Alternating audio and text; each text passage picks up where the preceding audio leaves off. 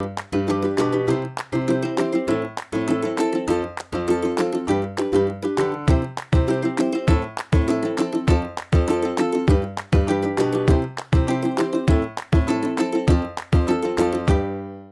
is up, everybody? Welcome back to another YouTube video. My name is Mike. I am a full-time media seller. I go around to thrift stores. I do bulk buys. I sell on Amazon and eBay. Today is Monday. We're going to have another one of our kind of topics slash weekend sale. So I'm going to show you guys what we sold over the weekend on Amazon and on eBay, just so you guys kind of have an idea of what's going on behind the scenes with that. If you're interested in hanging out with me and like-minded sellers, we have a Zoom call every Sunday for YouTube members, as long as a private Discord as well. So today's topic, we kind of hit on it on the call yesterday. Can you cheat at reselling, right?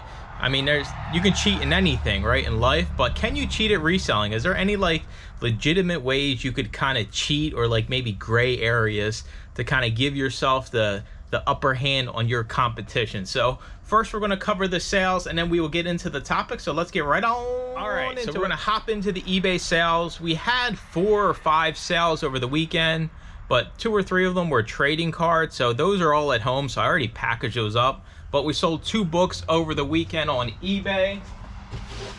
We sold both of them for $20, right? You guys kind of know that's the minimum I shoot for on eBay is at least $20 per sale. Unless it's a trading card or some one-off thing, I got close to nothing. So first up here, we have a textbook. I'm pretty sure I was gated in this on Amazon, so I just listed it on eBay at the lowest price. I think I had it listed at like 23, and I took an offer of 20 bucks. So this is The Art of Thinking. Maybe I even got this returned from Amazon, because you see there's an Amazon label on the back, but 20 bucks, so that was a nice little sale. Next up, yet again, Bibles always do well. This one is a Chinese/English New International Version NIV Bible. This sold for 20 bucks. It is beat up, but this stuff still sells, right? And you want to make sure on eBay you're taking pictures of this. So what I would do, I would take a picture of the cover, right? And then I would take a close-up picture of like the little bit of damage there, just so people know what they're getting, right? Don't try to scam nobody, because what's going to happen, they're just going to return it because they're ticked off. So we sold this also for $20. A lot of my thrift stores, the Bibles are free. I have a lot of like religious church kind of thrift stores, so I always go in and I always scan all the Bibles and look them up on eBay, because stuff like this, I mean, if they do charge, it's maybe like 50 cents per Bible. So this stuff adds up. Bibles, I'm telling you, Bibles do really well. So those are the 2 eBay sales that were not at home. We sold some of Debs extra double Vampire Diaries trading cards. So we have hundreds of doubles from her collecting the sets, and they sell every once in a while, and they're cheap to ship with the eBay standard envelope. So let's get into the merchant fulfilled orders. We have 6 total here. So everything you see, it's plus $3.99 shipping. So I do $3.99 shipping on all my merchant fulfilled orders on Amazon. So the price you see on the screen, add 4 bucks to it. So first up, Gaither. I'm not even sure if that's how you pronounce it, Gaither. I pronounce it Gaither Gospel Series. If you ever see their DVDs, always scan them, even if they're open. This stuff goes for good money. I've sold so much.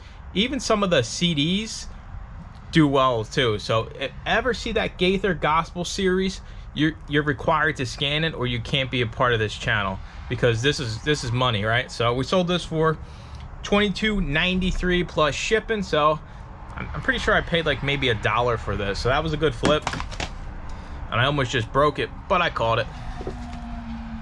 Next up, The World of Peter Rabbit and Friends, new sealed DVD as well. BBC, just like my video the other day, BBC is good. Always scan the BBC. Kids DVDs, that's another hit on, and it's new sealed. So this wasn't bad, you know, 11 bucks plus shipping. Pretty sure most of the stuff we're into for under $1. All right, another DVD here, A Shot in the Dark for $22.56. I don't know what the giveaway would be with this one. I guess it would be the MGM. If you guys ever see like the older DVDs that have that old school MGM, you know, lion logo up top, always scan these. This was another new sealed as well. We've been finding a lot of new sealed stuff, and it's good for merchant fulfilled. So that was a good flip as well. Next up, Primeval. I have never heard of this, and I'm a big Jurassic Park fan.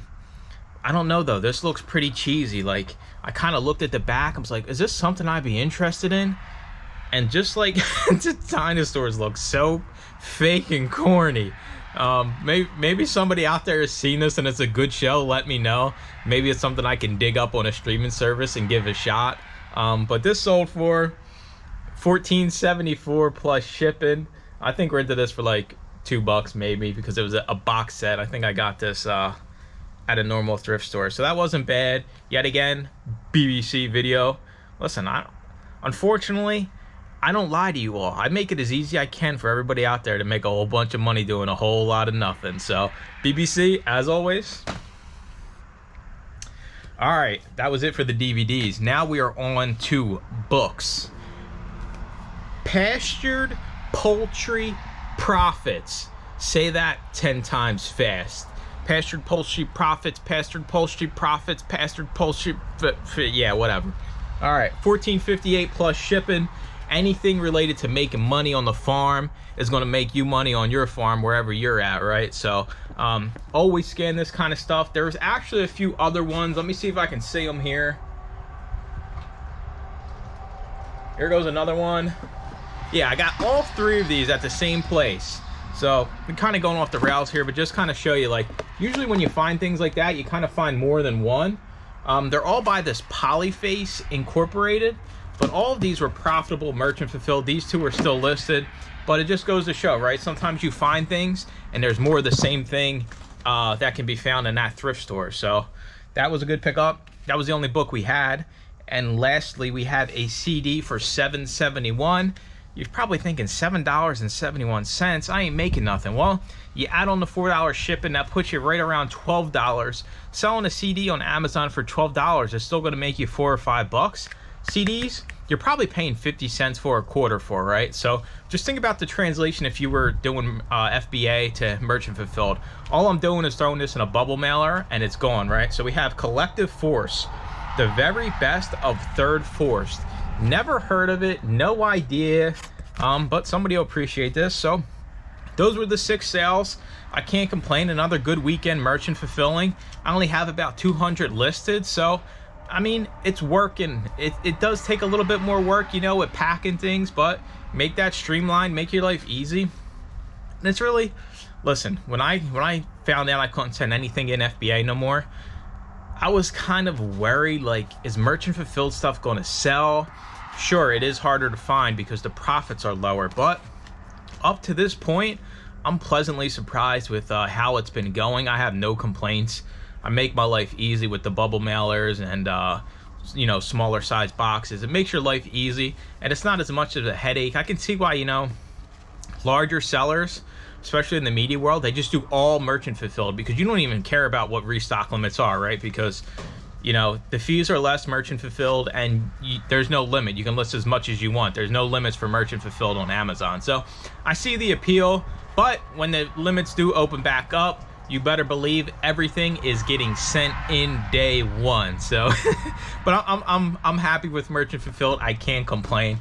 We're gonna get into the topic of, can you cheat at reselling, right? So anything you can cheat at, right? I was kind of asking Deb about this morning and kind of hitting on the call yesterday. Is there certain ways you can, you know, cheat to give yourself an advantage? And is it considered cheating, or is it kind of just like a gray area? I think you got to take it from what side you're coming from. So cheating, to me, the first thing that would come to mind is if I walk in a thrift store and you are walking out of the back room with a whole, you know, 5 shopping carts full of books or media to sell. So you, in my eyes, would be cheating because you're in the back room and I can't get into the back room. But does that constitute cheating because maybe you asked the manager if you could go in the back and scan, or maybe your friend Tommy Boy works in the back room of the Goodwill and, you know, he hits you up, hey, we just got in this Gaylord, come over and scan it?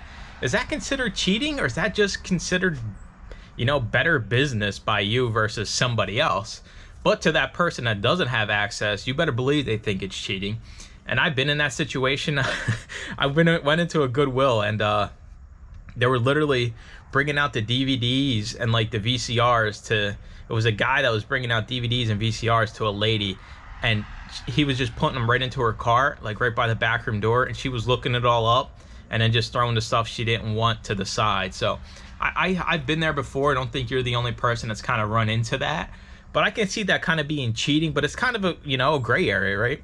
Whoever has the backroom access, plenty of people in the Discord and on the calls, they have access to multiple back rooms, right? So talking Goodwill, Salvation Armies, buyout companies, they all have access to the goods before any, you know, public can see them. I mean, to some it's cheating. To me, it's just you're doing better at your business, right? You're taking the time to build the relationships. To lazy people that don't want to ask or kind of put emails out there, then it would be considered cheating. But that's kind of like the biggest thing I think about. If you think somebody's cheating at reselling, I mean, what else could there possibly be? Unless you're just stealing your merchandise, but then you're just a criminal, right? I guess, you know, if you're stealing your stuff and getting it for $0 and you can sell it at whatever and make profit, I guess that's cheating, but you're going to wind up in jail. So it's one of those things, right? I think the biggest thing people think is cheating is backroom access, basically getting to the stuff before it gets to the public. You could almost argue that like having a bulk source is cheating. Not in essence of like cheating versus somebody else, but it's kind of like a cheat to upgrade your business, right? You know, I got a full car of DVDs and CDs over there that I picked up. It's like 900 plus items total. I paid under $200. So it's like, is that considered cheating? Because I'm getting all this stuff for, you know, on average 12 cents versus somebody that had, but it's not, because I put in the time, right? You created that ad, you built a relationship with that bulk source. So it's really not cheating. It's not cheating to the people that see it as a business. Okay, let's kind of break it down that way. They just see it as somebody has an advantage, an upper hand on them because they did something that they aren't doing. But the people that kind of just treat it as like a passing by thing, or don't take, you know, reselling serious, I can see people whining that it's cheating, right? So, you know, like whenever I have 10 million subscribers on YouTube, but I'm at the most popular Goodwill in the area, and I walk out of the back room with IKEA bags full of profitable stuff, and they've been out there scanning all day and there's nothing, everybody's gonna be like, you're cheating, you're in the back room, that's not fair to me, it's not fair to anybody else.